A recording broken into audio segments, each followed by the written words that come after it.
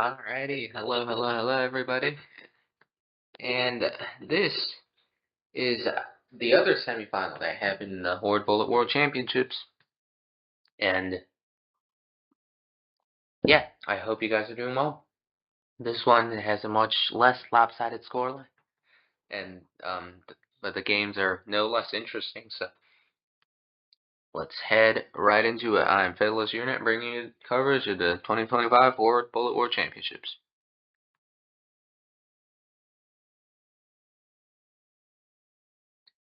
Alright, so first game we're going to look at is the first game in the entire match.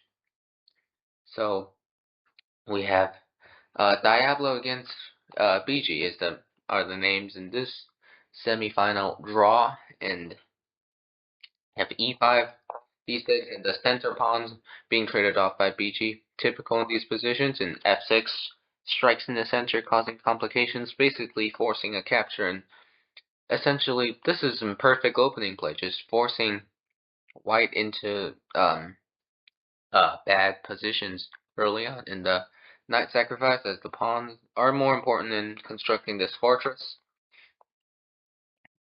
And I really do like this setup. Honestly, when black plays like this against you, you really have no hope of coming back.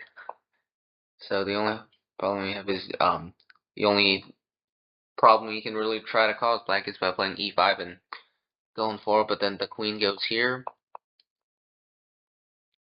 And then it becomes really difficult. And f4, what a move. Now if taking either wedges causes way too much of space to open up, and obviously if you take this way, leaving one pawn in e5 is no good. So e4 has been played, pawn has been taken, and we have this position which is just totally winning for black. And also, just as a side note, this will be kind of a shorter video, so because I don't want to spend 10 hours uploading the video to YouTube. So yeah, and here comes the sun. I'm sorry guys, but the queen is just ravaging through all these pawns. Tries to make something happen, but it's obviously not going to work. And the pawns fall. And that is the first game. Goes pretty smoothly in bijiy's favor. There were quite a few tactical motifs that we have here, especially this f4 move, removing these pawns from their positions, because white really wants to play f4. If you take, white's going to play f4. So what? This is the star moment. The move f4. When I saw this, I was shocked. Yeah, and that concludes our first game. Let's take a look at another one. I've booted all of these games up beforehand. Let's see. Let's see how bijiy plays the white pieces. Yesterday we saw a masterpiece from bijiy playing the white pieces. This time it's bijiy's turn, and the finalists bijiy and bijiy, they're gonna be facing off tomorrow, July 8th, 8 o'clock 8 p.m. UTC, I believe. So yeah, if you want to tune in, be sure to. I'm sure they'll be on Leechess TV. Alrighty, and here we go. Bijiy plays d5. Now d5 has, most people are familiar with it. So I don't recommend it exactly at the highest levels, but d6 is not what I would consider a great move because of c6. And you can see the engine already popping up for white there, even though it's not the most accurate. It knows that d6 is not fantastic, even though it's only by 0.1. So yeah. Anyways, ignore the engine for the most part. It's really bad in this variant, as always. We have, because the reason this is bad is because it locks black's queen side down, and Black's play in these d5 games is usually through infiltration on the queen side, so this is going to become a problem for Diablo. If he wants to break through, he's going to have to try really, really hard. D6 from the get-go is not something I would at all. I usually win all my games with my opponents. When my opponent played the move D6, just be warned.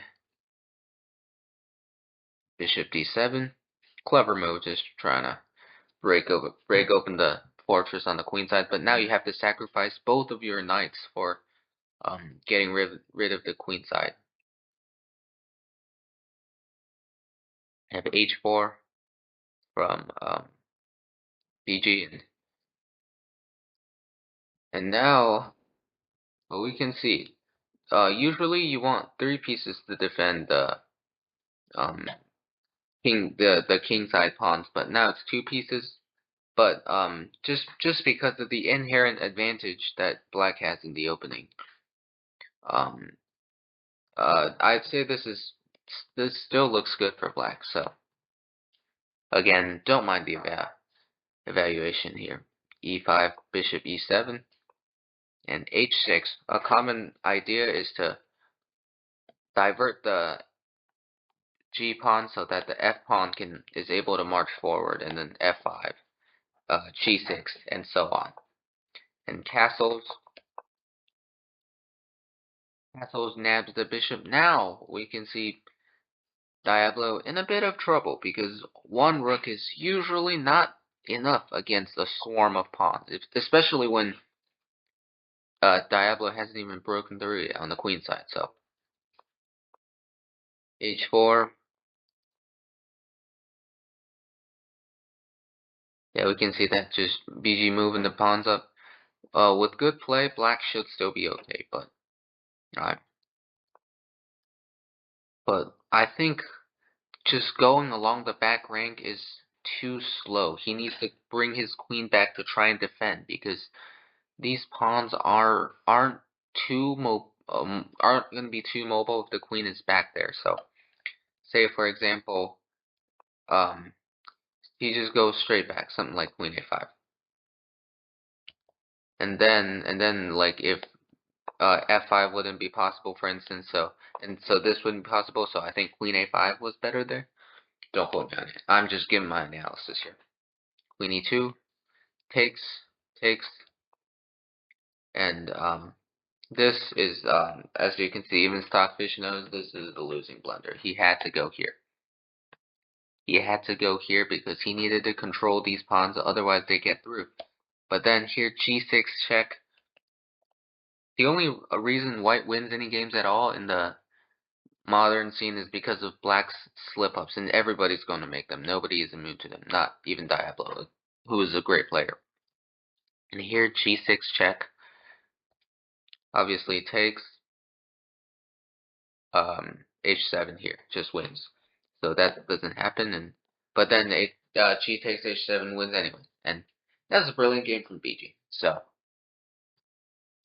he did the best with what he could, delayed the infiltration, and yeah, waited for a mistake, and that's how white wins games these days.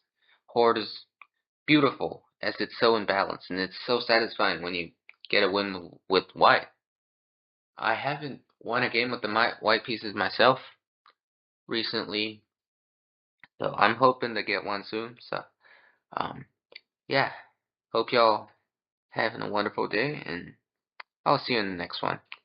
Probably coming on Wednesday or this weekend covering the final. So be on the lookout for that. And if you want to watch it live, I highly recommend it. It's always a great experience to grab some popcorn and just enjoy some nice Pawn Storm action.